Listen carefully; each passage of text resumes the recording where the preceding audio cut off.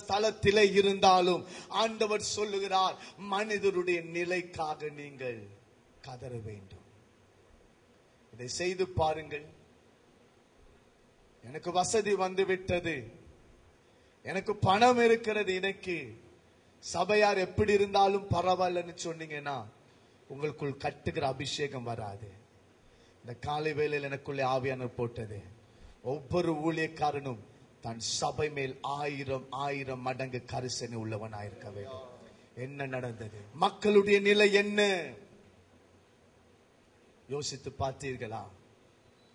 இந்த நிலை வரும் பொழுது நீங்கள் உங்கள் சபையை கட்டுவீர்கள். இப்பொழுது சற்று கொஞ்சம் வேகமாக ஆழமாய் போகிறோம். மனிதருடைய நிலை பார்த்தால் இன்றைக்கு சபையில மிக மோசமாய் இருக்கிறது. ஒரு பக்கம் சபையாரும் அப்படித்தான் இருக்கிறார்கள், விசுவாசிகளும் அப்படித்தான் இருக்கிறார்கள். டிரெஸ்ல மாற்றம் இருக்கு, குணத்துல மாற்றம் இல்லை. விசுவாசியும் உலகத்தாரும் ஒரே மாதிரி தான் இருக்கிறாங்க, ஒரே மாதிரி நக்கல். சொல்ல போனா பாஸ்டர்ஸும் அப்படிதான் இருக்காங்க.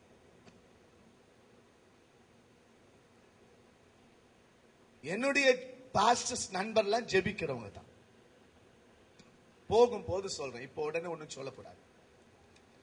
ஏன் நண்பர் வந்து ஜெபிக்கிறவர்கள் தான், எனக்கிட்ட வந்து பேசணும்னா ஜெபிக்கிறவர்கள் தான், வார்த்தைகள் பேசுகிறவர்கள் தான் அதிகமாய் பேசுவது உண்டு. இன்னைக்கு நாம ஏதாவது ஒரு கருத்தரங்குக்கு போனா சிலர் கேட்கிறாங்க, இது பாஸ்டர் கூட்டமா உலகத்தாருடைய கூட்டமான்னு கேட்கிறாங்க. இதெல்லாம் நீங்க தெரிஞ்சுக்கொள்ளணும். வீடியோவும் எடுக்கட்டும், உலகமே தெரியட்டும். நம்ம மாறினால் தான் சபை மாறும். ஒரு மாதிரி தான் நீங்க பாக்குறீங்க, நல்ல உங்க பார்வைய. நான் மாறணும். என்ன பாக்குறாங்க? ஒரு பாஸ்டர் வந்து உச்சி திறந்து உள்ளங்கால் வரைக்கும் பார்ப்பாங்க. முதலாவது என்ன பாக்குது? என் முடியை தான் பார்ப்பாங்க. கேட்கிற ஊர்ல எல்லாம் உன் முடி ஏன் இப்படி இருக்கு கேட்கிறாங்க. இப்ப 2 பேர் கேட்டுட்டு தான் இருக்கிறீங்க அந்த பக்கம். அப்ப ஒரு ஊழியக்காரன் உச்சி தளர்ந்து உள்ளக்கால் வரைக்கும் என்ன இருக்கணும்? ஒரு சுத்தமா இருக்கணும். நம்மள உலகம் பார்த்துட்டே இருக்கு. பாஸ்டரமாக நல்லா ட்ரெஸ் பண்ணணும், பாஸ்டரமாக ஒழுங்கா பேசணும், ஒழுங்கா சாப்பிட கூட தெரியணும். நான் சாப்பிடுறது கூட சொல்லுவேன், இப்படி சாப்பிடாதப்பா, இப்படி சாப்பிடு. சிலர் சாப்பிட்டா இந்த பக்கம் வரும், கிட்டே இருக்க முடியாது. அப்ப நான் நன்றாய் தெரிந்து கொள்ளுங்கள், என்னை பார்க்கிறார்கள், என் நடத்தையை பார்க்கிறார்கள். இன்றைக்கு மனிதருடைய நிலையை பார்த்தால் போக போக மோசமாய் போய் கொண்டிருக்கிறது. அந்த நிலையை அறிந்த 4 பேர் செயல்படவில்லை. சொன்னார், பாஸ்டர் இப்படி எல்லாம் நீங்க பேசுனீங்கன்னா எங்க சபையில ஆட்கள் வரமாட்டாங்க. கேட்டார் போகும்போது என்ன செய்தி? நான் சொன்னேன், காயினை பத்தி பேச போறேன். காயினா என்ன பாஸ்டர்? நான் சொன்னேன், அவன் கொடுத்த காணிக்கை பத்தி பேச போறேன். அவன் கிட்ட இருந்த பொறாமை கொடுத்து பேச போறேன். சொன்ன செய்தியை மாத்தலாமான்னு கேட்டாரு. ஏன் பாஸ்டர் செய்திய? எங்க சபையில தசம பாகம் கொடுக்கிறவங்க இந்த இப்படித்தான் இருக்கிறாங்க பாஸ்டர், இந்த செய்தியை கொடுத்தா அந்த 3 பேரும் போயிருவாங்களே. பாத்தீங்களா? இன்றைக்கு நானும் நீங்களும் நான் சொல்ல போகிற நபரை போல் ஒத்து வந்தால் நிச்சயமாய் நாம் சபை கட்டப்படும். அல்லேலூயா, அல்லேலூயா. சரி, முதலாவது பாருங்க, மனிதருடைய நிலையை அறிய வேண்டும். மனிதருடைய நிலை தெரிந்தும் அன்றைய தீர்க்கதரிசிகளின் நிலை என்ன? இன்றைய தீர்க்கதரிசிகளாய் அன்றைய தீர்க்கதரிசிகள் எப்படி இருக்கிறார்கள்? வாசிக்க கேட்போம். 6ஆம் அதிகாரம் 10 - 14 வரைக்கும். ஒருவேளை தீர்க்கதரிசன நிலையில் இருக்கிற நாம், சபைக்கு தீர்க்கதரிசனம் சொல்லுகிற நாம் ஏன் கட்ட முடியாமல் இருக்கிறோம்? வாசிக்க கேட்போம். 10ஆம் வசனம். மெகுதாபேலின் குமாரனாகிய தெலாயாவின் மகன் செமாயா தன் வீட்டில் அடைக்கப்பட்டிருக்கும் போது நான் அவனிடத்தில் போனேன். அப்பொழுது அவன், நாம் இருவருமாய் தேவனுடைய வீடாகிய ஆலயத்துக்குள்ளே போய் தேவாலயத்தின் கதவுகளை பூட்டுவோம், வாரும், உம்மை கொன்று போட வருவார்கள், இரவிலே உம்மை கொன்று போட வருவார்கள் என்றான். இரவிலுமை கொண்டு போட வருவார்கள். தீர்க்க தரிசனம் சொல்லுகிறான். தொடர்ந்தும் அதற்கு நான் என்னை போன்ற மனிதன் என்னை போல மனிதன் ஓடி போவானோ என்னை போன்றவன் உயிர் பிழைக்கும்படி தேவாலயத்தில் போய் பதுங்குவானோ நான் போவதில்லை என்றேன்.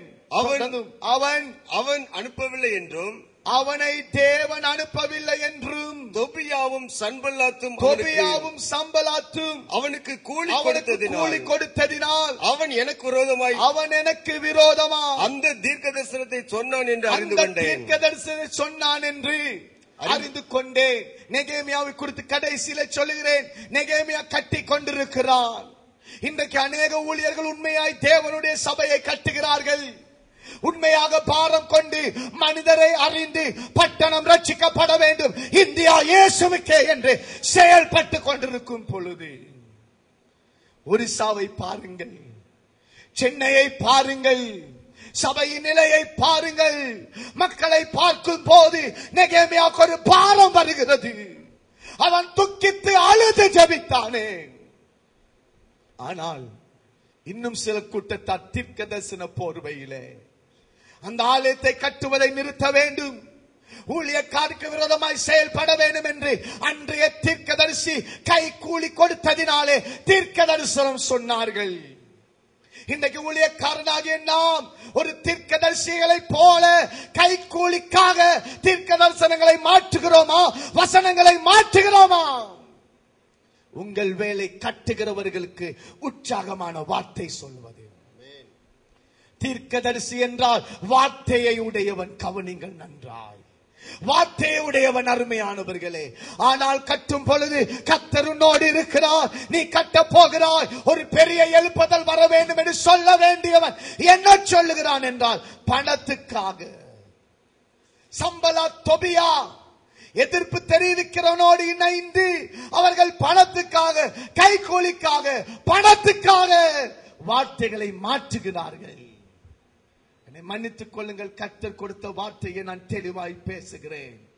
நம்முடைய ஊழியம் கட்டுகிற ஊழியம். இவன் ஒரு தீர்க்கதரிசி, இவன் ஒரு கர்த்தரோடு பேசுகிறவன்.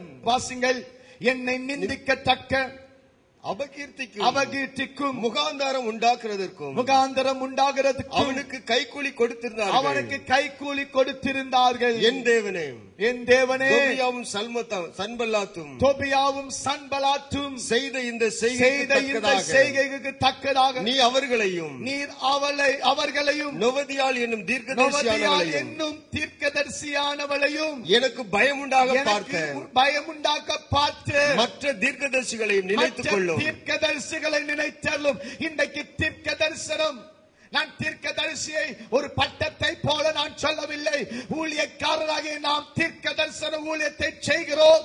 ஆனால் அன்றைக்கு கட்ட முடியாமல் இருந்ததற்கு காரணம் என்ன? ஐயா, அழுகை இருந்தது, கவனிங்கள். பட்கடிப்பு இருந்தது, வேதனை இருந்தது, அலங்கம் இடிக்கப்பட்டிருக்கிறது. எந்த பிசாசு வேணாலும் சபைக்குள்ள வர்றான். ஏன் தீர்க்கதரிசிகள் கைக்கூலி வாங்குகிறார்கள்? தீர்க்கதரிசிகள் கைக்கூலி வாங்குகிறார்கள்,